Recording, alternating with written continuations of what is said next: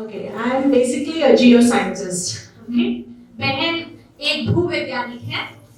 So today I have chosen a topic, a very much debated topic.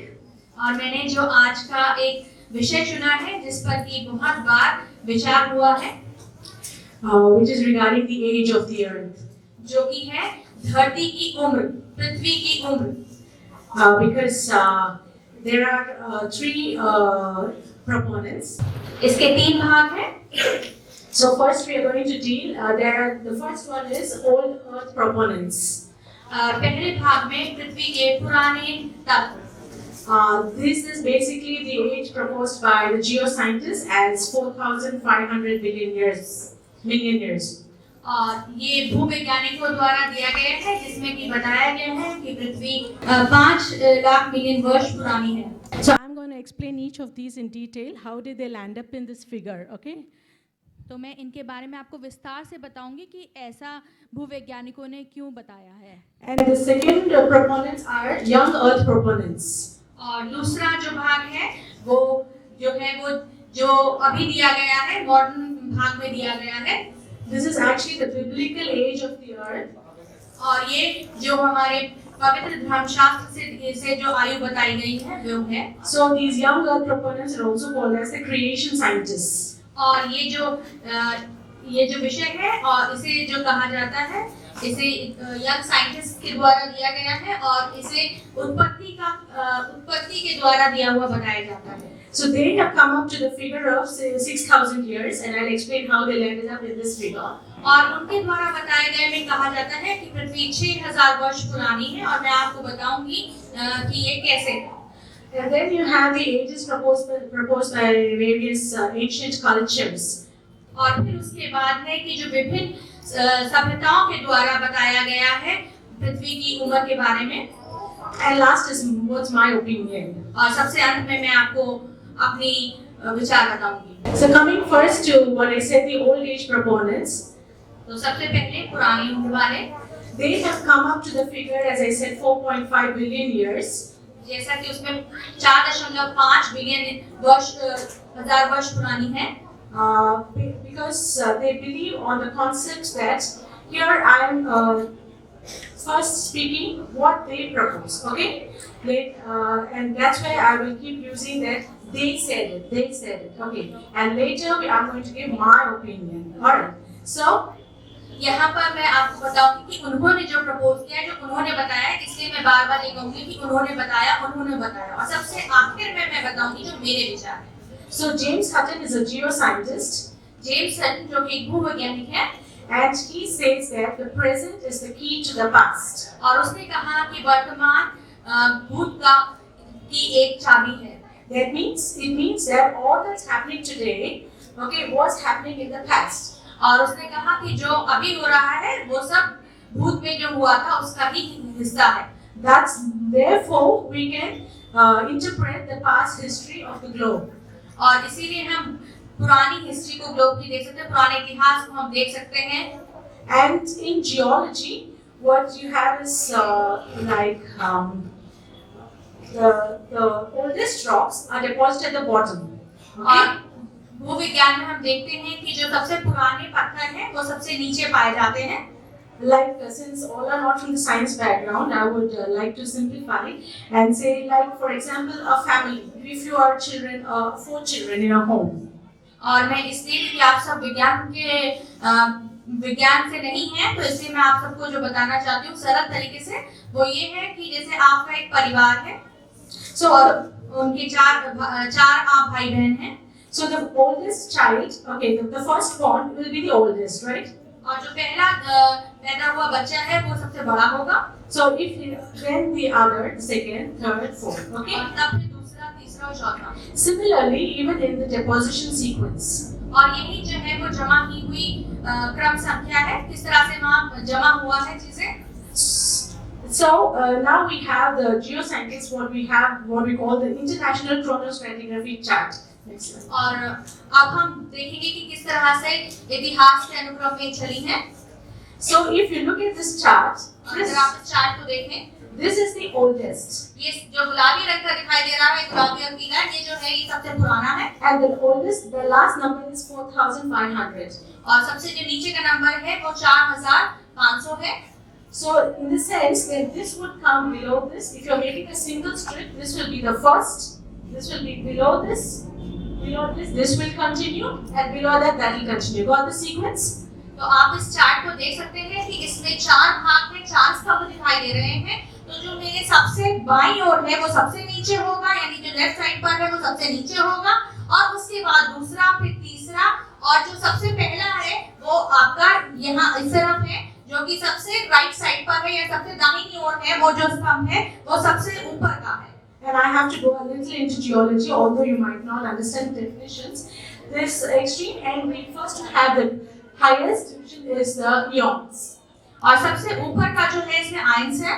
Eons are divided into eras. और ये जो है इसमें इसको हम युगों में भाग कर देते हैं। Eras are divided into periods. और उसको हम जो है वो और समय के हिस्सों में विभाजित करते हैं। And periods into epochs. Periods into epochs. Periods को हम इपिक्स में डिवाइड करते हैं। And epochs into ages. और उसके बाद हम इपिक्स को एजेस में करते हैं। And they have come up with certain numerical figures, as you can see, which depicts the age.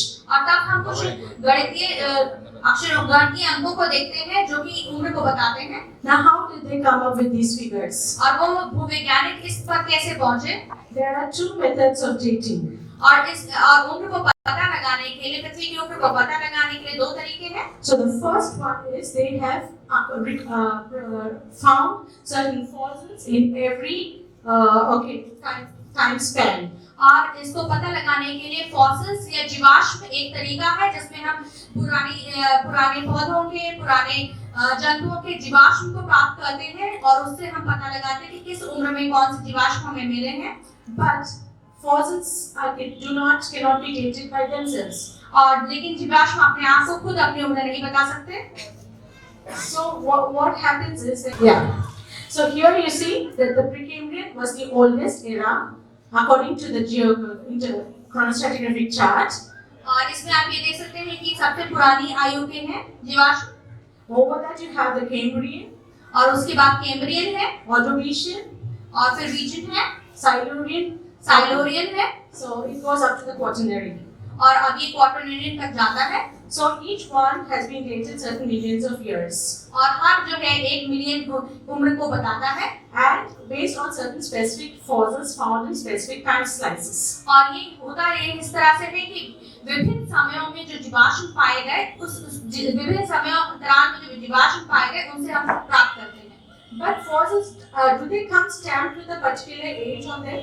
क्या लेकिन क्या आपको लगता है कि जीवाश्मों के ऊपर एक छाप लगी होती है, एक स्टैम्प लगी हुई होती है, जिससे बताया जा सके कि ये कब का है? जैसे हमारे लेटर्स पे आपने देखा होगा डेट पड़ी होती है, इसमें तो ऐसा नहीं होता ना?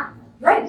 You don't have a date. Like if you're going to dig like how when we go into the field, we go and excavate, and then we come across. Supposing we come across ancient shell, does it come imprinted that it is 65 million years? क्या कोई shell ऐसा बताता है कि वो 65 million years पुराना है? So then, how did they come up with that number for that fossil? तो आप उस जीवाश्म की उम्र को कैसे बता पाते हैं? So first thing, fossils do not have an age stamped on them. जीवाश्मों के ऊपर कोई ऐसी मुहर नहीं लगी होती है। Neither are fossils.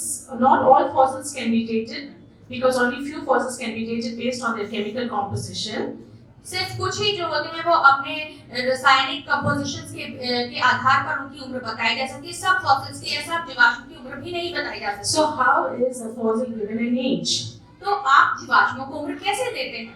This is done by what is called the absolute dating.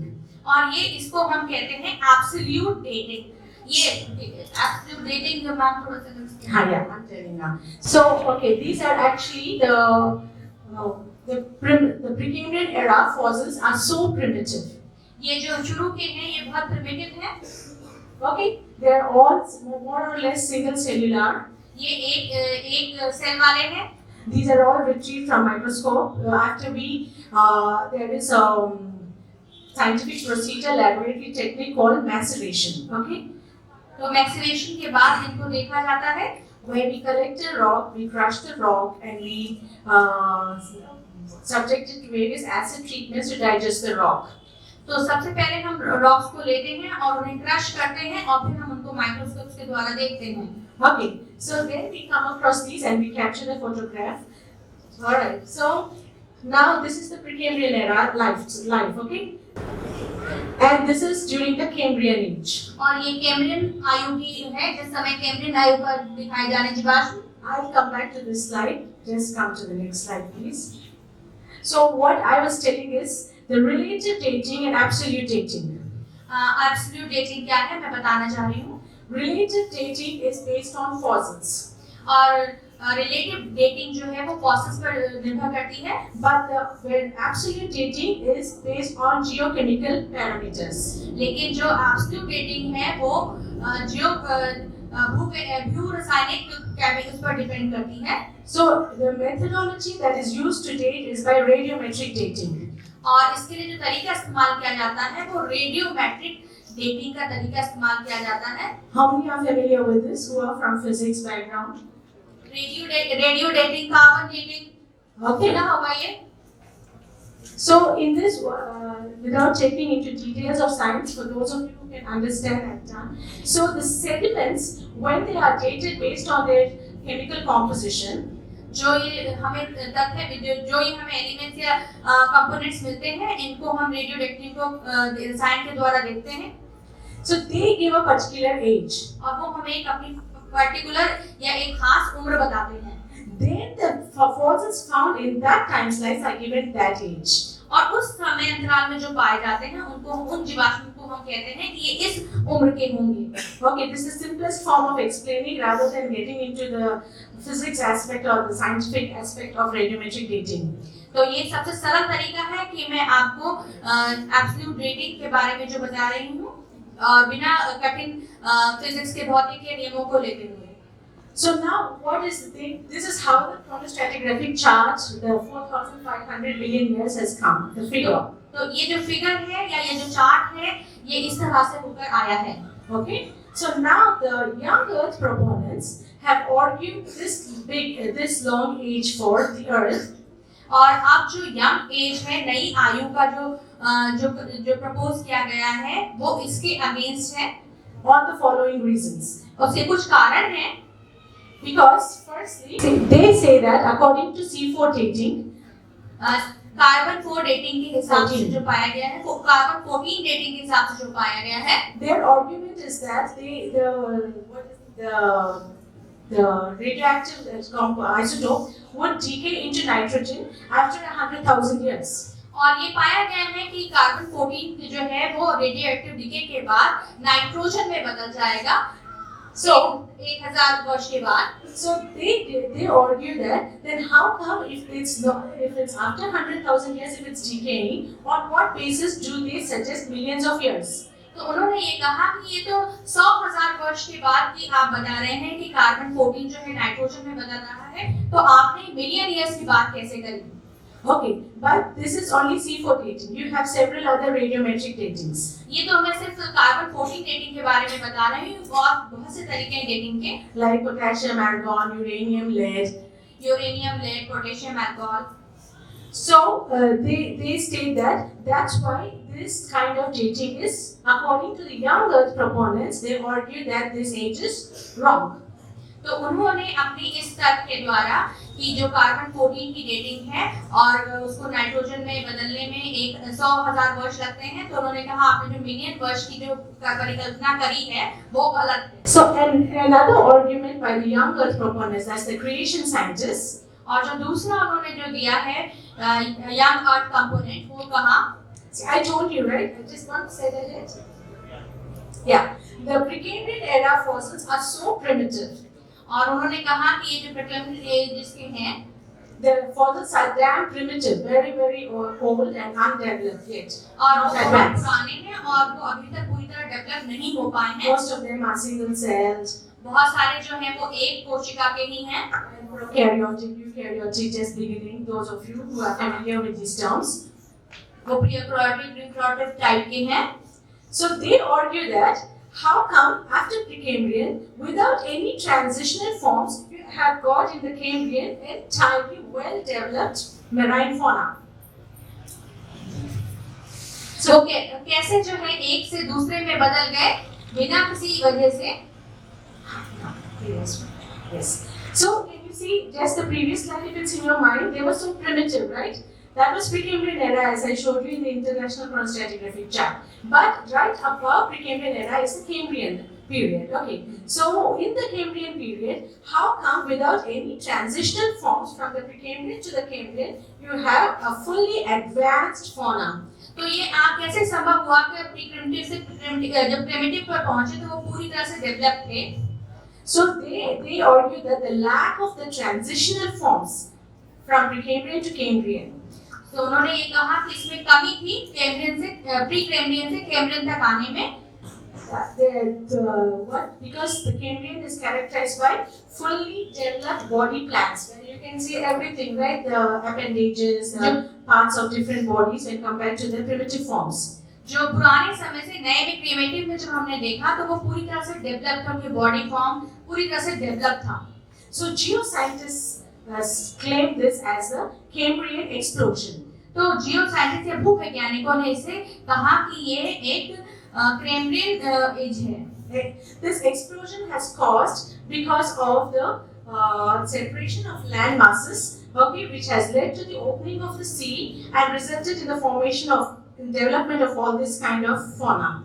और ये जो विस्फोट था कैम्ब्रियन विस्फोट, ये पृथ्वी के दो भागों में बंटने और समुद्र के कुल के आने में और उससे जो समुद्री जीवन है उससे पता चला. But Precambrian and the creationists say that this explosion, okay, is related to the Noah's flood. और क्रिएशन ये बताता है कि ये नोहा के फ्लड से जुड़ा हुआ है. But if you consider Noah's flood, Precambrian era is almost around 4,000 million years. और अगर आप नोहा के फ्लड से जोड़ते हैं तो ये 4 मिलियन वर्ष पुराना है. And Noah's flood is somewhere in the chronostratigraphic chart, which is the recent somewhere around within the Holocene period.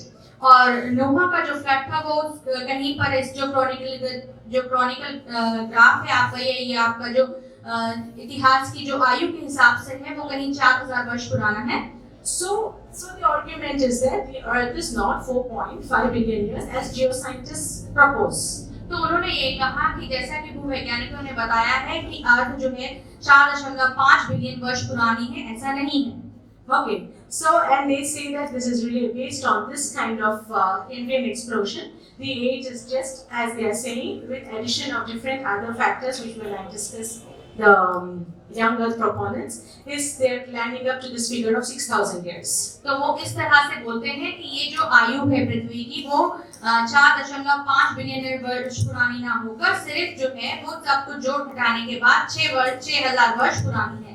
So then they have started countering the radiometric ages that they are wrong. तो अब वो उस पर वो अब radiometric as per depend करते हैं या रेडियोमेट्रिक आयु पर डिपेंड करते हैं. So the creationists said that the 4.5 billion figure that they have come up to based on radiometric dating is also unreliable because of 3 assumptions. और उन्होंने ये कहा कि ये जो 4.5 मिलियन वर्ष पुरानी आयु है ये भी संभव नहीं है. Because firstly they assume that the rate of radioactive decay is already known and has been constant since the rock is formed. और उन्होंने ये कहा कि ऐसा इसलिए संभव नहीं, पहला तक उन्होंने दिया कि ये जो है लगातार डिके हो रहा है. Yeah. So because the assumption is that there is no radioactive decay, it is constant.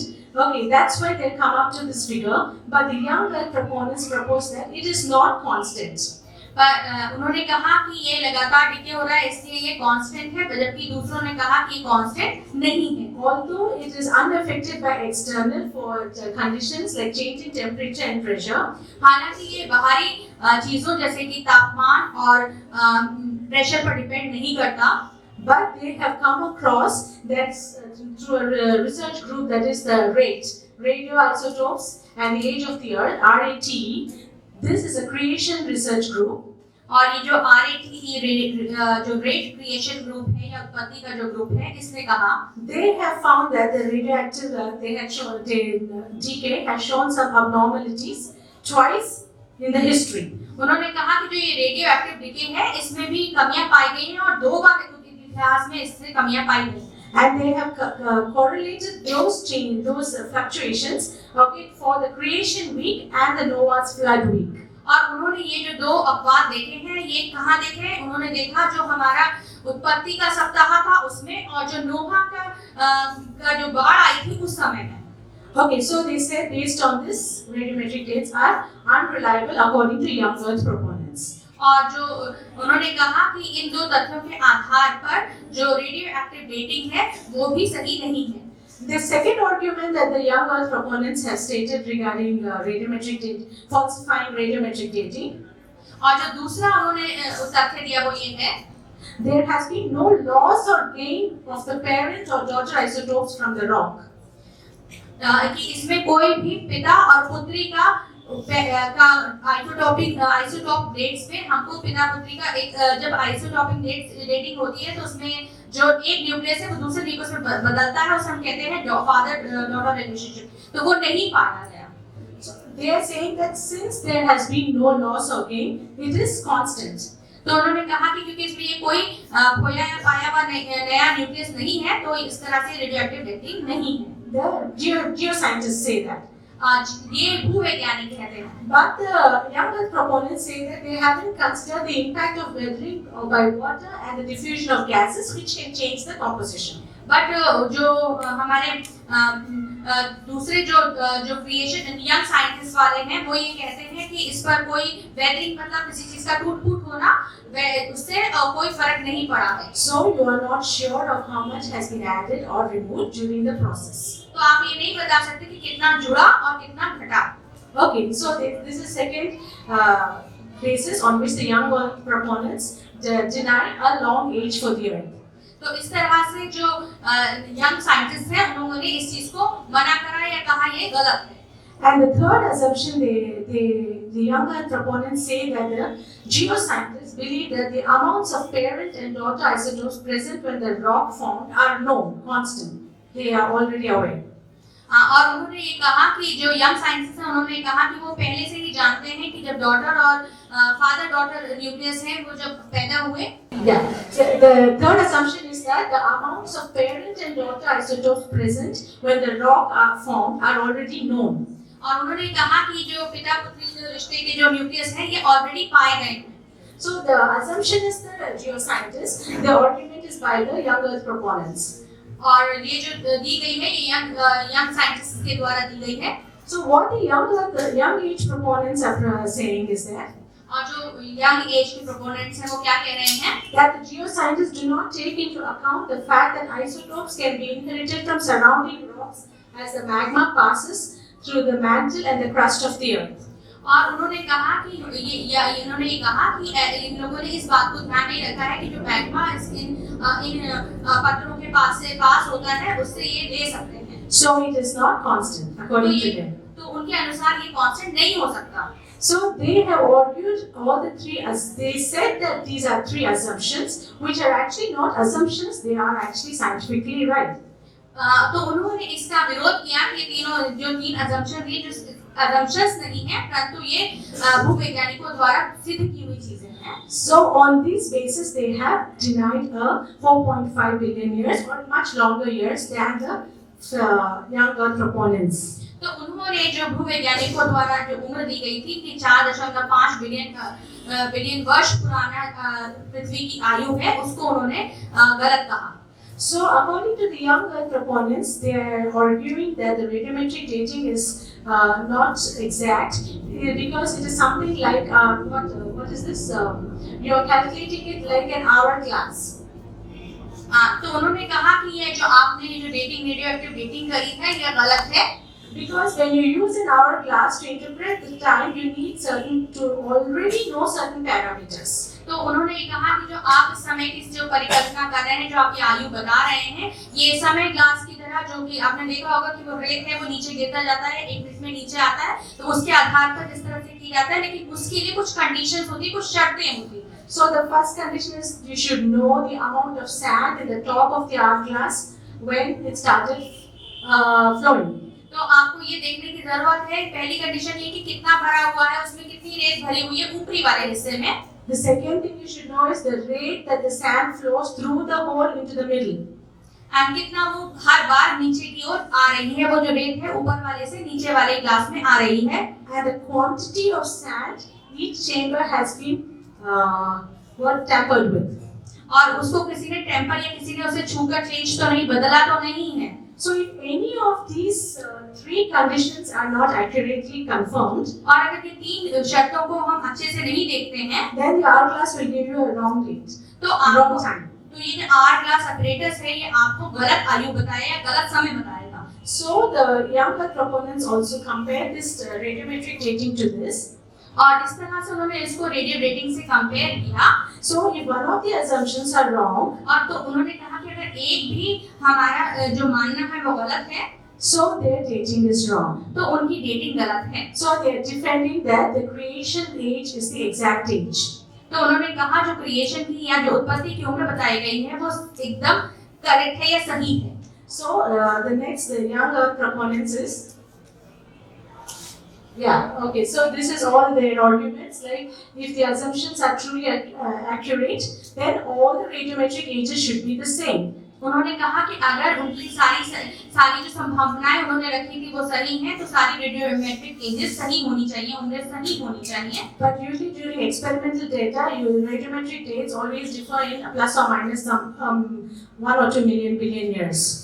लेकिन ऐसा नहीं है, अगर हम उनको प्रयोगात्मक रूप से देखते हैं तो हम ये पाते हैं कि जो हमारी उम्र जो हम लोग निकालते हैं रेडियोमेट्रिक एजेस, उनमें जो है कुछ परिवर्तन पाया जाता है, ये प्लस या माइनस मिलियन इयर्स में होता है। Okay. So they say that their age is the correct. तो उन्होंने कहा कि उनके द्वारा बताई गई उम्र सही है। So on what basis did they come up to this 6,000 years figure? तो वो लोग इस पर 6,000 वर्ष जो आयु बता रहे हैं पृथ्वी की, वो किस तरह से बताते हैं? They have taken it from the Bible. तो उन्होंने इसको बाइबल से लिया। First, they have taken the first 5 days of creation. उन्होंने पहले 5 दिन उत्पत्ति के लिए, from Earth's creation to Adam, which is 5 days, because Adam was created on the 6th day, right? Okay, तो उन्होंने उत्पत्ति, पृथ्वी की उत्पत्ति से लेकर आदम की उत्पत्ति तक के 5 दिनों को लिया। Then from following the genealogies from Adam to Abraham, और उसके बाद उन्होंने क्रमवार आदम से लेकर अब्राहम तक लिया।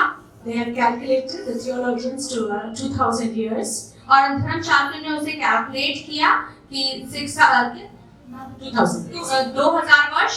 Then adding the time from Abraham to today, और फिर अब्राहम से लेकर अभी तक का समय, it's approximately 4,000 years. अब तक का 4,000 वर्ष। So a simple addition is, तो इसको साधारण रूप से जोड़ेंगे तो 5 days from prior to Adam's creation, आदम की उत्पत्ति से पहले plus 2,000 plus 2000 from genealogies from Adam to Abraham, और ये जो है क्रमवार आदम से अब्राहम तक, and then 4,000 from Abraham to present. और अब्राहम से अभी तक 4,000 वर्ष। So approximately 6,000 years. तो अभी तक संभवतः 6,000 वर्ष। Okay, so they have come up to this figure. तो वो इस खास गणना पर पहुंचे। So see, but the difference from 6,000 to 4.5 billion years is very big. और ये जो 6,000 वर्ष से लेकर 6.5 बिलियन ईयर्स की जो हम बात करते हैं, ये बहुत बड़ा डिफरेंस है। Right? These are just in thousands. ये सिर्फ 1000 वर्षों में है। And the geoscientists have proposed in billions. और जियो साइंटिस्ट ने बिलियंस में करा है। So, in my opinion, which am I going to defend? Okay? तो मैं अपने विचारों से अब इसको बताऊंगी। So, among the evidence for young Earth by the younger proponents, right? So, as I said, they have come up to this figure. So, they have taken the following basis to come up as evidences. Okay, first thing is they have come across that the billions of fossils worldwide present, the Cambrian explosion, which I said. Based on that, they have proposed a massive flood event. तो उन्होंने जो पुराने जो young scientist थे उन्होंने ये कहा कि जो आया है ये जो है वो फ्लड के द्वारा आया है। And then the absence of, as I said, the transitional forces or the intermediate forces. इस फिगर्स या इस गिनती से उसे खत्म नहीं कर सकते। Because if the Bible or any religious book is going to focus on complete creation process done by God, तो अगर बाइबल या कोई भी धार्मिक पुस्तक अगर क्रिएशन के समय में या उत्पत्ति के समय को उस तरह से खत्म करे या लिखे, then will obviously land up in a textbook of geosciences. तो वो एक भूवैज्ञानिक या एक पढ़ने वाली जो हमारी कोर्स की किताब है उस जैसे हो जाएगी। So in the Bible you always see that it's very poetic when you read in Psalms and Isaiah. Okay, it says the expanse of the earth, the Creator, what spread the heavens, divided the waters, divided the oceans, or broke the mountains. तो अगर आप भजन संहिता या यशाया की पुस्तक में पढ़ेंगे तो ये बहुत ही कवितात्मक या एक बहुत ही सुंदर तरीके से लिखी गई है, जहाँ पर वो अर्थ और जहाँ पर वो पृथ्वी के बारे में बताते हैं कि पृथ्वी की सीमा यहाँ से यहाँ तक है और किस तरह से पृथ्वी फैली हुई है। So, in my opinion, it is God who has done it. तो बहन के विचार में ये परमेश्वर है जिसने ऐसा किया है। Geological process are not written in the Bible because it's not meant for that. पर ये जो भूवैज्ञानिक तरीके हैं ये बाइबल में नहीं लिखे हुए हैं क्योंकि बाइबल इसलिए नहीं है। It is not elaborated like as a textbook. ये जिस तरह की कोर्स की किताबों में विस्तृत पूर्वक लिखा जाता है उस तरह से इसे में नहीं लिखा है बाइबल में। But at the same time it emphasizes the Creator who's behind this expansion, this spreading, this catastrophes and all the mechanisms behind it. और इसीलिए ये भी बताता है कि परमेश्वर ही है जिसने उत्पत्ति की रचना, जिसने उत्पत्ति करी है और उसने जितनी भी ये प्रोसेसेस हैं उन सबको करा है। So according to me, then even I opine that the earth, based on I said it's not the solar dates, right? So the age of the earth is much more than what the creation scientists propose. तो मेरे विचार में कि जो as है, जो पृथ्वी की आयु है, वो जो उत्पत्ति साइंटिस्ट ने दी है उससे ज्यादा है। Just like Dr. Murthy said, right? For something to come into existence, there must be someone to bring it into existence. जैसा कि भाई मुर्दकाई ने बताया है कि किसी चीज को अस्तित्व में आने के लिए उसका शुरू होने से अंत तक अस्तित्व में आने के लिए उसकी जरूरत होती है किसी चीज की। So the international chronostratigraphic chart which I have shown you at the very beginning, और इसलिए जो मैंने सबसे पहले आपको IUR चार्ट दिखाया था, so can be very well complemented by the biblical time. तो हम उसको बहुत अच्छे से बाइबल के द्वारा दिए गए समय से जोड़ सकते हैं। Like you can see in Genesis 1:2, it says the heavens and the planet Earth initially were formless and empty. और इसीलिए देखिए जैसा कि पहले दिन में बताया गया कि अर्थ जो थी, पृथ्वी जो थी, बाइबल में जैसा बताया गया है कि पृथ्वी जो थी वो उसका कोई आकार नहीं था, कोई रूप नहीं था। This is what we study in geology called the Rodinia, which was a single landmass. और यही हम जो है भूविज्ञान में पढ़ते हैं। And this is during the Precambrian time, Precambrian era. Precambrian era में जो हम पढ़ते हैं, उस युग में जो हम पढ़ते हैं वो यही है कि एक सिंगल लैंड मास था, एक सिंगल पृथ्वी, एक मास था, एक पिंड था। So the 6 stages, which the creation days say as the 6 days, the solar days. जो 6 दिन हैं, उत्पत्ति की जो 6 दिन हैं। So I want to make it clear to all the students that the 6 days are not the 6 solar days. Okay? और मैं ये कहना चाहती हूँ, मैं इस बात को एम्फसाइज या इस बात पे जोर देना चाहती हूँ बहन कि वो जो 6 दिन है उत्पत्ति के, वो 6 दिन वो आज के 6 दिन नहीं है, सोलर सिस्टम वाले 6 दिन नहीं है। Okay? Because as I already clarified that the time has come, the concept of time has come, can come only from the 4th day if you look into that in that way. तो अगर आप देखें, आपको बताया था, मैंने पहले भी बताया था कि जो 4थे दिन के बाद से सोलर सिस्टम हुआ तब हम सोलर टाइम के बारे में बोल सकते हैं, उससे पहले के नहीं। Okay? So then when the Rodinia broke up, और जब रोडिनिया ब्रोक हुआ, टूट गया, does the Bible or any religious book explain in detail what has happened for this breakage of continents? All the what you have the continental drift. The school children study, right? Alfred Wegener's concept of continental और drift. उसके बाद जब ये टूट गया तो उसके बाद डिफरेंट जो द्वीप और महाद्वीप में विभक्त हुआ। और आप लोगों ने पढ़ा होगा कि जैसे जैसे समय बीतता जा रहा है, जो हमारे महाद्वीप है उनके बीच की दूरियां भी बढ़ती जा रही हैं। अभी आपने सुना होगा कि जो ऑस्ट्रेलिया और जो इंडिया के बीच का है डिस्टेंस है वो कम हो रहा है या बढ़ रहा है, ये ड्रिफ्ट कहलाता है। Does any religious book deal with this? कोई भी धार्मिक पुस्तक इसके बारे में बताती है, But there's a scientific mechanism going behind that. लेकिन इसके पीछे एक वैज्ञानिक प्रक्रिया होती है। So for this concept that it was God who is doing it, but it has not been recorded because it is not the purpose of any book or religious book to deal with. तो ये जो होता है इसको किसी भी धार्मिक पुस्तक में नहीं लिखा जाता, क्योंकि रिलीजियस बुक या धार्मिक पुस्तक का ये उद्देश्य ही नहीं होता। But at the same time, there are ample amount of evidences that is the creator behind this. But ये इसके बारे में बहुत सारे हमारे पास सबूत हैं जो ये कहते हैं कि परमेश्वर ने ही ये रचना की है।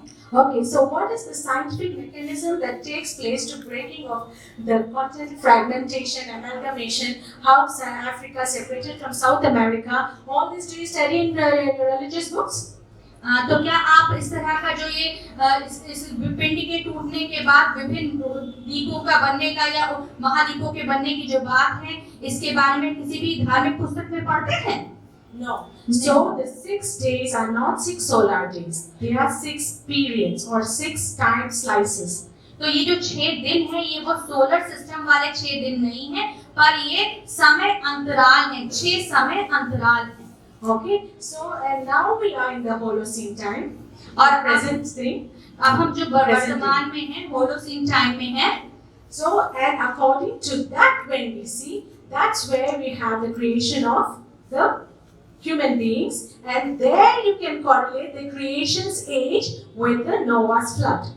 और अब हम जब ये देखते हैं जिसमें हम इस होलो time period Holocene time period में जब हम हैं, तो हम अब जो है मनुष्य का पैदा होना देखते हैं, उत्पत्ति उसकी देखते हैं, और इसीलिए हम नोहा के फ्लड के या नोहा के बाढ़ के समय से उसको गिनते हैं।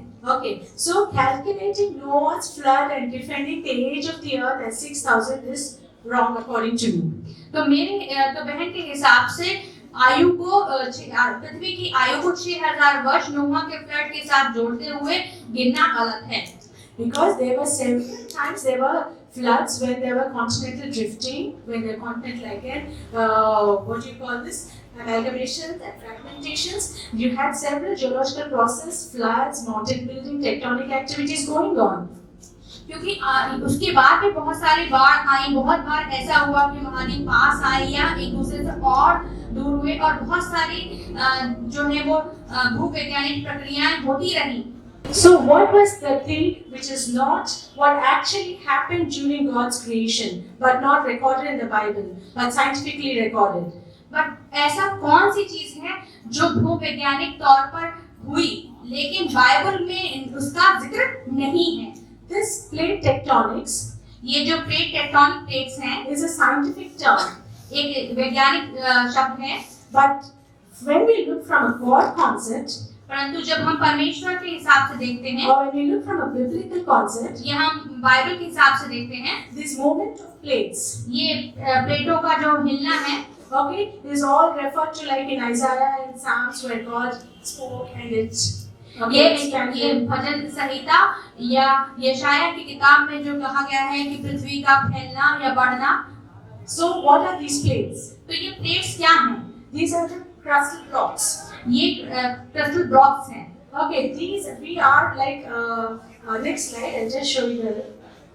This is the we're getting into more geology for a couple of minutes. So this is how we have the cross section of the earth. ये पृथ्वी के एक भाग का अनुप्रस्थ क्षेत्रफल है। The topmost layer where we are and the oceans are the continental crust and the और oceans. सबसे ऊपर ये आप देख सकते हैं कि महासागर हैं।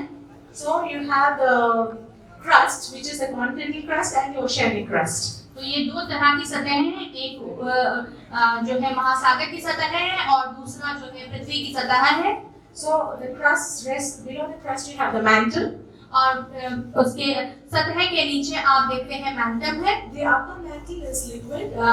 Semi-fluid, semi-solid. जो ऊपरी मैंटल है वो सेमी फ्लूइड है, यानी कि अर्धद्रव्य अवस्था में है। And because of the movement of the crust resting upon the semi-solid mantle, और क्योंकि जो ये सतहें हैं ये जो है वो अर्धद्रव्य मैंटल पर आराम पर रहती हैं। and here below you have the core. और उसके नीचे कोर है। So the magma coming from the core, तो जो मैग्मा कोर से आ रहा है, okay, it results in all these various geological formations.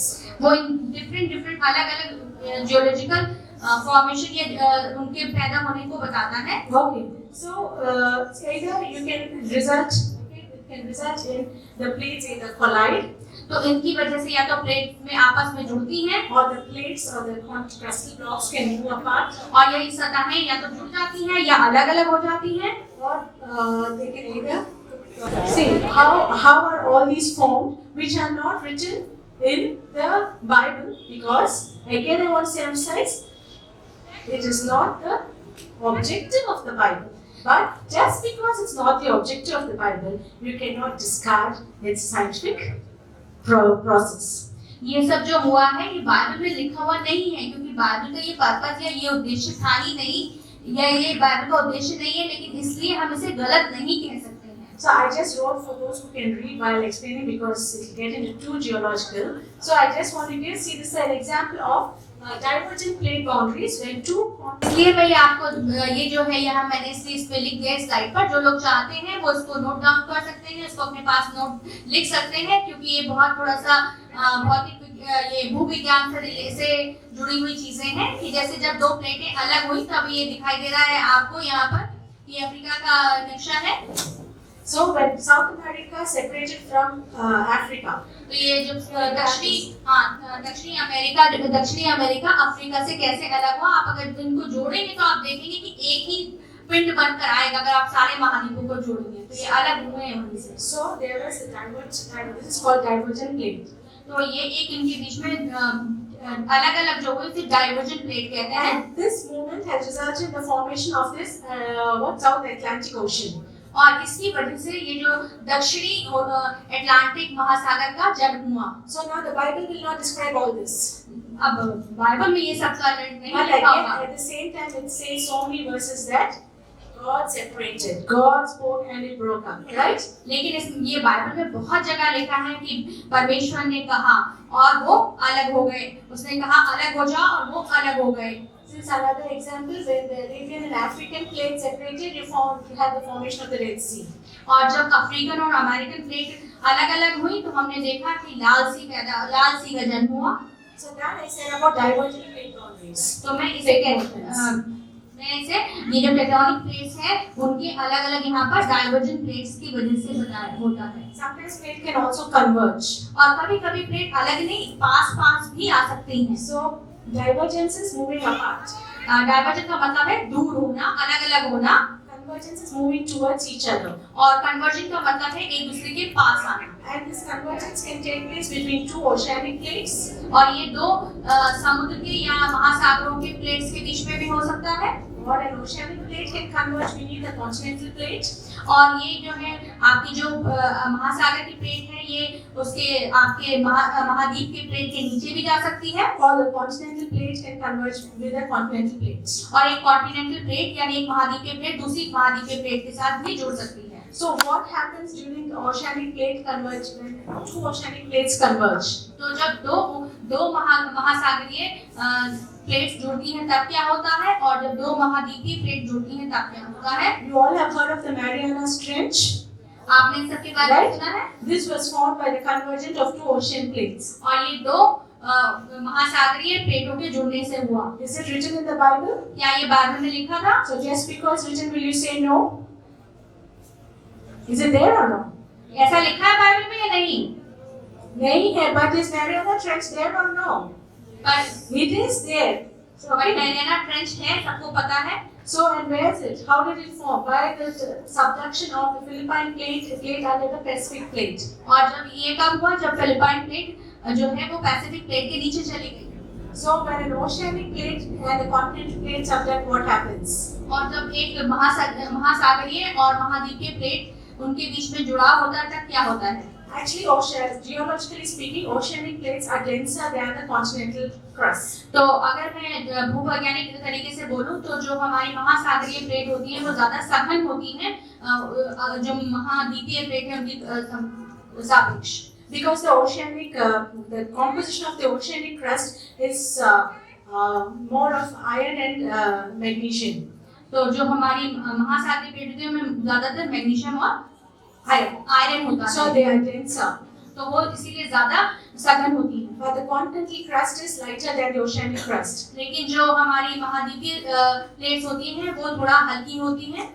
Because it's made up of silica and aluminium.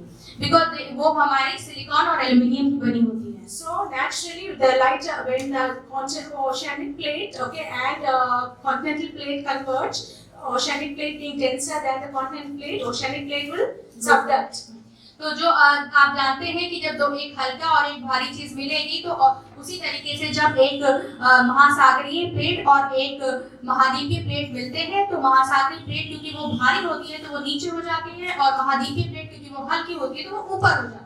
So all of you have heard of Andes Mountains. Andes mountain के बारे में, Andes पर्वत के बारे में आप सबने सुना है। This is an example of the ocean plate, okay, subducting under the ocean plate is the Nazca plate and the South American plate is the continental plate. तो ये भी आपके एक ओशन, एक महासागरीय और एक महाद्वीपीय प्लेट के मिलने से बना है। And then when two continental plates converge, और जब दो महाद्वीपीय प्लेटें आपस में जुड़ती हैं, I told you both continental plates are lighter, right? दोनों ही जो महाद्वीपीय प्लेटें हैं जैसे कि बहन ने आपको बताया कि वो हल्की होती हैं। So when both are lighter, no one is going, none of them are going to subduct. तो कोई भी ऊपर या नीचे नहीं होगा, But rather they are going to converge, और वो आपस में जुड़ेंगी। and this conversion leads to compression and into a complex mountain ranges. और ये जो जब ये जुड़ती है तो ये आपस में चिपक जाती है और उसकी वजह से माउंटेन रेंजेस का यानी पर्वतों का निर्माण होता है। And this is how we have our Himalayas. और इसीलिए हमारे हिमालय पर्वत हैं। What happened? Well, how did Himalayas result? When the Indian plate collided with the Australian plate. जब भारतीय प्लेट जो है वो Australian plate, Indian and Australian plate collided with the Eurasian plate.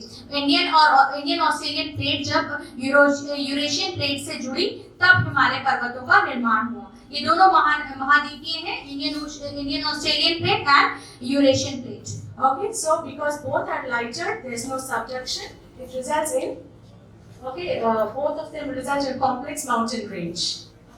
और ये दोनों एक आप देख सकते हैं कि दोनों जुड़ के इन्होंने इतने बड़े हिमालय पर्वतों का निर्माण किया। So I showed a part of the geological thing of through plate tectonics. मैंने आपको भूवैज्ञानिक तरीके से टेक्टोनिक प्लेट्स के बारे में बताया Because क्योंकि they reflect the work of God. क्योंकि ये परमेश्वर के कार्य को प्रदर्शित करते हैं। See, but they are not recorded. मगर इनकी कहीं पर भी इनको लिखा नहीं गया है। Which I like to again emphasize because that's not the objective. मैं बार-बार ये बात कह रही हूँ कि ये बाइबल का उद्देश्य नहीं था। And secondly, the evidences are still given that the Creator is behind these through several verses of explaining the awesomeness of God. पर ये इन चीजों का होना बाइबल में जगह-जगह पर विभिन्न वर्सेस के विभिन्न आयतों के द्वारा दिया गया है कि ऐसा होना था। So as I written here, the physical realm, all these mountains, these oceans, whatever I've showed you, the Andes, the Himalayas, all through which took place are the results of the Mariana Trench, which are the results of the plate tectonics, which are the physical evidences. Okay, so the physical realm provides strongest witness for the faith. और इसीलिए जो ये भौतिक हमारे उदाहरण हैं, सबूत हैं, ये हमारे परमेश्वर के होने को बताते हैं। See, as it says, that which is known about God is evident within the creation. और जो कुछ परमेश्वर के बारे में हम जानते हैं, वो सब कुछ उसकी सृष्टि में लिखा है। And God has made it evident to us through our. When you see, it's evident, right? When you see the Himalayas mountains, evident. Yeah. और परमेश्वर ने इसे हमारे सामने सबूत की तरह रखे, साक्षी की तरह रखा है।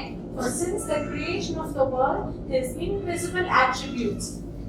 और क्योंकि ये जो हमारा सृष्टि का जो जन्म है, जो क्रिएशन है, वो इनविजिबल एट्रीब्यूट्स है। ये हमारे जो दिखाई ना देने वाली चीजें हैं वो हैं। They reflect His eternal power. ये उसकी शक्ति को, They show. उसकी शक्ति को, उसकी दिव्य नेचर, उसके दिव्य स्वभाव को क्लियरली दिखाती हैं, बिल्कुल स्पष्ट रूप से दिखाती हैं। And we can understand them by what has been made, and there has no excuse or debate.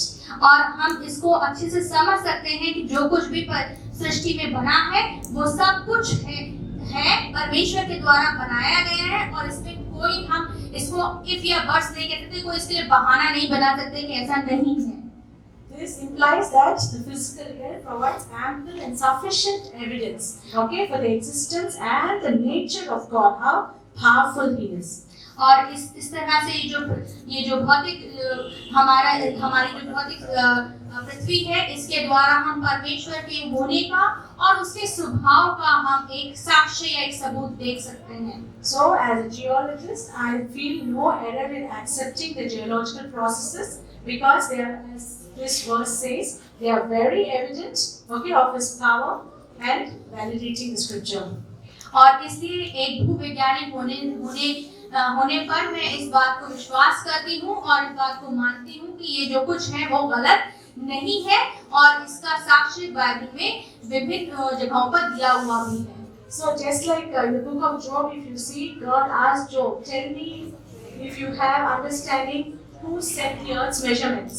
और जैसे कि आयुब की किताब में बाइबल में लिखा हुआ है कि परमेश्वर उससे कहता है कि तुम बताओ कि इस पृथ्वी को किसने मेजर किया है, किसने नापा है, और who stretched the line on it, और किसने लाइन उसके ऊपर खींची है, what was its basis, इसका क्या आधार है, who laid its cornerstone, और इसका आखिरी सिरा किसने बनाया है। Have you understood the expanse?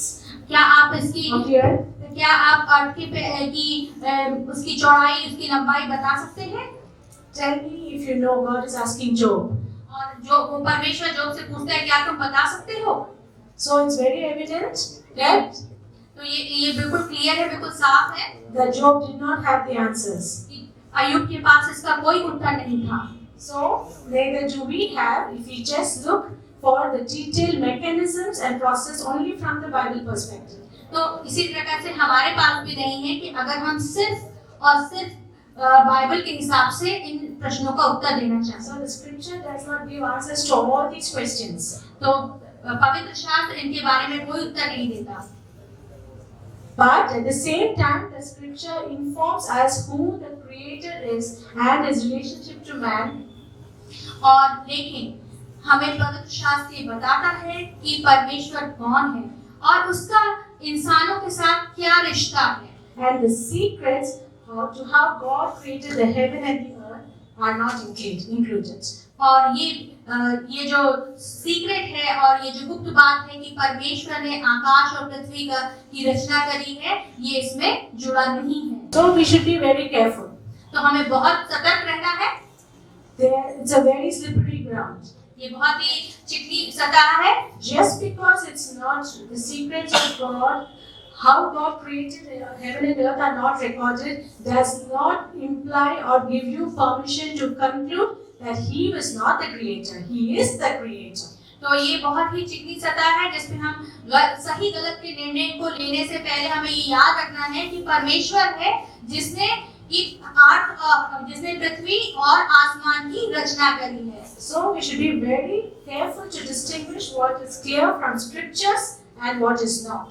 तो हमें इस बात का बिल्कुल ध्यान रखना है कि किस चीजों की पवित्र शास्त्र में पूरी